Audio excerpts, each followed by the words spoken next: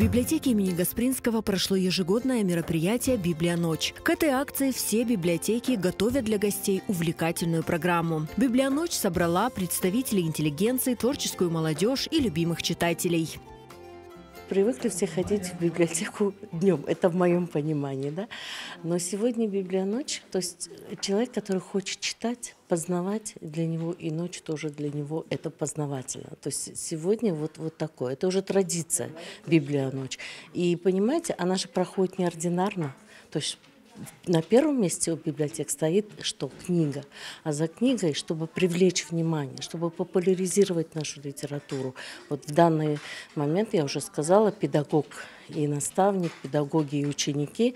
Вот. Мы постарались вот такой вот красивой программой привлечь внимание, конечно же, в первую очередь к книге. В год педагога и наставника главной темой мероприятия стали крымско-татарские деятели, которые внесли вклад в развитие науки и культуры и воспитали достойных последователей. Доктор медицинских наук, профессор кафедры инфекционных болезней Медицинской академии Мунивер Гафарова рассказала о своем педагогическом пути и представила своих студентов. Сегодняшний вечер, вот «Ночь библиотек» называется, мы пришли, конечно, не случайно, потому что, может быть, кто-то что-то скажет не то.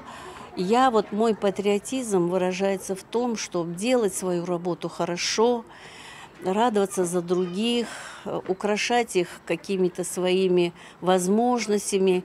И сегодняшний вечер, я надеюсь, пройдет еще более плодотворно. Просто и я со своими студентами внесла небольшую частичку радости в этот день.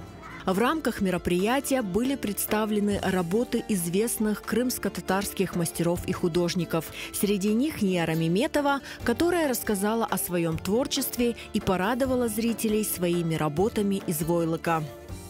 Участвую уже во второй раз, когда я открыла для себя крымско-татарское прочтение войлока. Появилось очень много интересных идей, задумок, которые я еще не реализовала, просто не успеваю. И сегодняшнее мероприятие вдохновило меня, открыло какие-то новые грани, и я думаю, что я воплощу то, что я задумала, и найду для этого время, самое главное. Наряду с известными мастерами свои работы представили и начинающие юные таланты. Сегодня на мероприятии «Библионочь» я представила свои сумки. Всем очень понравились мои изделия. Я занимаюсь сумками примерно полгода. Мне очень понравилось мероприятие, оно было очень познавательное и интересное. Украшением «Библионочи» стали яркие зажигательные выступления и мастер-классы для детей. А в завершении вечера гостей угостили вкусным и ароматным кофе.